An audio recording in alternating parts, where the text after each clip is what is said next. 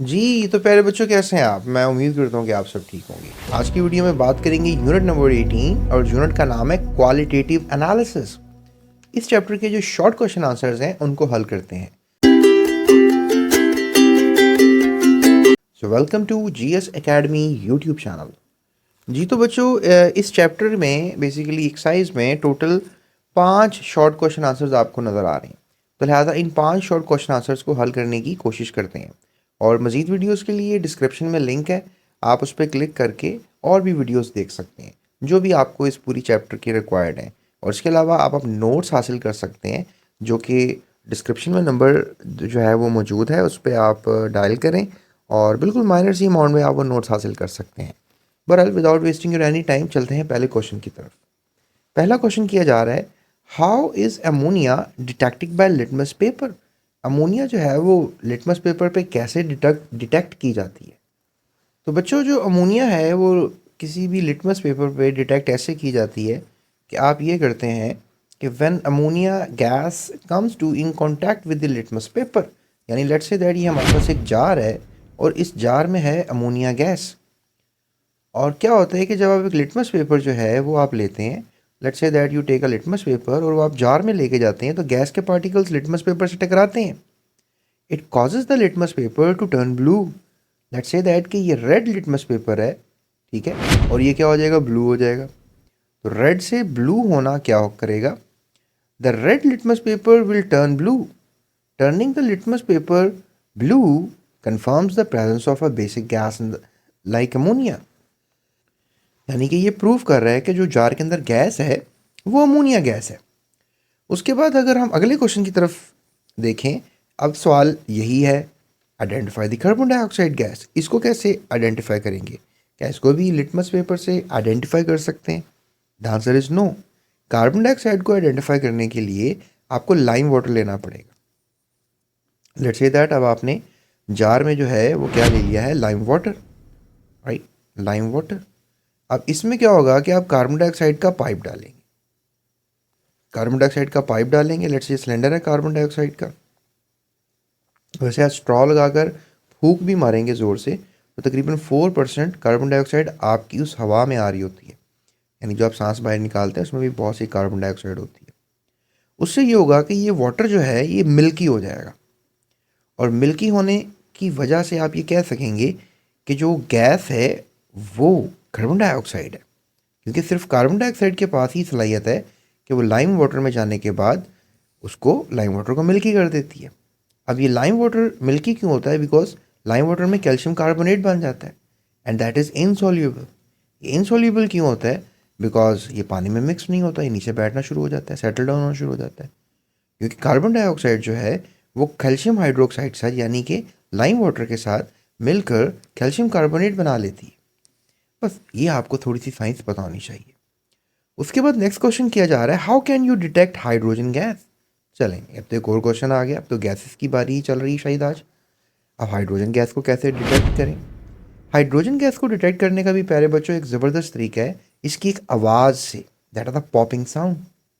जैसे जब आप लेट्स से दैट के फ्लेम में हाइड्रोजन गैस को जो है वो लेकर जाएंगे तो वो पॉप करेगी, and that popping sound produces is because of the abrupt burning of the hydrogen gas. क्योंकि हाइड्रोजन एकदम ऑक्सीजन से रिएक्शन करेगी और पानी बना देगी, और एकदम इस रिएक्शन करने को हम पॉपिंग कह सकते हैं। सो इस पॉपिंग की होने से और वाटर वेपर्स बनने से आप कह सकते हैं कि हाइड्रोजन गैस प्रेजेंट है। अब लेट्स से दैट आप कहेंगे सर कैसे पता लगेगा कि हाइड्रोजन गैस है? तो लेट्स से दैट हमारे पास एक जार है, उसमें ऑक्सीजन गैस है, और हाइड्रोजन गैस हम जो है इसमें अगर डालेंगे तो फिर वो एकदम जो है वो पॉपिंग साउंड प्रोड्यूस होगा, फ्लेम प्रोड्यूस होगा। तो ये बस आपको पता नहीं चाहिए, hydrogen gas can be detected by the popping sound when ignited in the presence of flame. यानी कि जब हाइड्रोजन गैस को यहाँ लेंगे, यहाँ थोड़ा सा आग जलाएंगे तो ऑक्सीजन और हाइड्रोजन आपस में एकदम से रिएक्शन कर जाएंगे।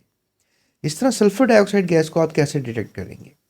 सल्फर डाइऑक्साइड को डिटेक्ट करने के लिए आप पोटाशियम परमैंगनेट का सहारा लेंगे। पोटाशियम परमैंगनेट पानी में मिक्स होगा। लेट्स से दैट आपके पास एक बीकर है और उस बीकर में जो है वो KMnO4 का सॉल्यूशन है, यानी KMnO4 है, और KMnO4 के साथ वाटर है, ठीक है। और जब आप इसमें सल्फ़र डाइऑक्साइड गैस डालेंगे तो फिर सल्फ़र डाइऑक्साइड गैस रिएक्शन कर जाएगी, इस KMnO4 का कलर जो कि कलर है पर्पल, वो कलरलेस हो जाएगी। और इस कलर के डिस्चार्ज होने को हम कहेंगे कि इसमें गैस जो आपने ऐड की है वो एक एसिडिक गैस थी, and that is sulphur dioxide gas. और क्या करेगी एसिडिक गैस? पानी के साथ मिलकर जो है वो सल्फ्यूरिक एसिड बना देगी। उसके बाद सवाल किया जा रहा है कि क्या डिफरेंस है ऑक्सीडाइजिंग फ्लेम में और रिड्यूसिंग फ्लेम में। देखें प्यारे बच्चों, जब भी कैंडल जल रही होती है, चलें मैं आपको एक थोड़ी सी साइंस समझाता हूँ। जब भी कैंडल जल रही होती है तो कैंडल की जो बत्ती होती है जब वो जल रही होती है तो याद रखिएगा ऊपर से जो है वो ऑक्सीडाइजिंग फ्लेम होता है और नीचे से जो है वो एक रिड्यूसिंग फ्लेम होता है। साइंसदान ये समझते हैं कि ऊपर ऑक्सीजन बहुत ज़्यादा जल रही होती है और बॉटम में जो है हाइड्रोजन गैस जल रही होती है, इसलिए ऑक्सीजन का ऐड होना किसी ऑर्गेनिक कंपाउंड में ऑक्सीडाइजिंग फ्लेम बना रहा है और हाइड्रोजन का ऐड होना किसी कंपाउंड में उसको एक रिड्यूसिंग फ्लेम बनाकर सामने दिखाई दे रहा है। ये जो फ्लेम है ये थोड़ा सा ब्लू कलर का नज़र आता है, कभी आप कैंडल जला के देखिएगा। और जो ऊपर वाला फ्लेम है that becomes yellow because oxidising flame होने की वजह से ऑरेंज येलो कलर होता है। So oxidising flame is basically blue और white and reducing flame is yellow और ऑरेंज। सो इसका टेम्परेचर यहाँ पे हाई टेम्परेचर होगा, ठीक है, और lower temperature then the oxidising flame, और यहाँ एबंडेंट ऑक्सीजन आपको मिलेगी और लिमिटेड ऑक्सीजन और एक्सेस जो है वो आपको फ्यूल मिलेगा रिड्यूसिंग फ्लेम। उसके अलावा रिएक्शन विद मेटल्स की तरफ अगर आप देख लें तो ऑक्सीडाइजेज मेटल्स आपको होते हुए नज़र आएंगे, फॉर्म्स ऑक्साइड्स। यहाँ पे रिड्यूसिंग में क्या होगा कि reduces metals to elemental forms. और यहाँ पे flame is well ventilated Bunsen burner में, flame is poorly ventilated Bunsen burner में। यहाँ पर आप कैंडल से भी एग्जांपल ले सकते हैं और यहाँ पर बंसन बर्नर से भी आप एग्जांपल ले सकते हैं।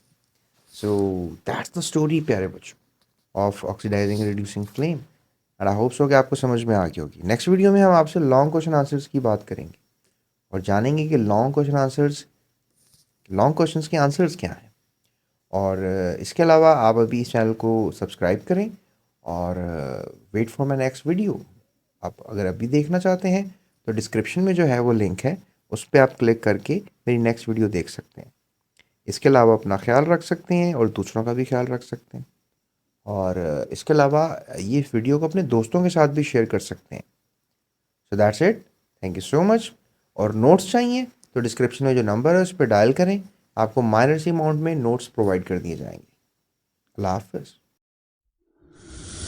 Thank you for watching GS Academy.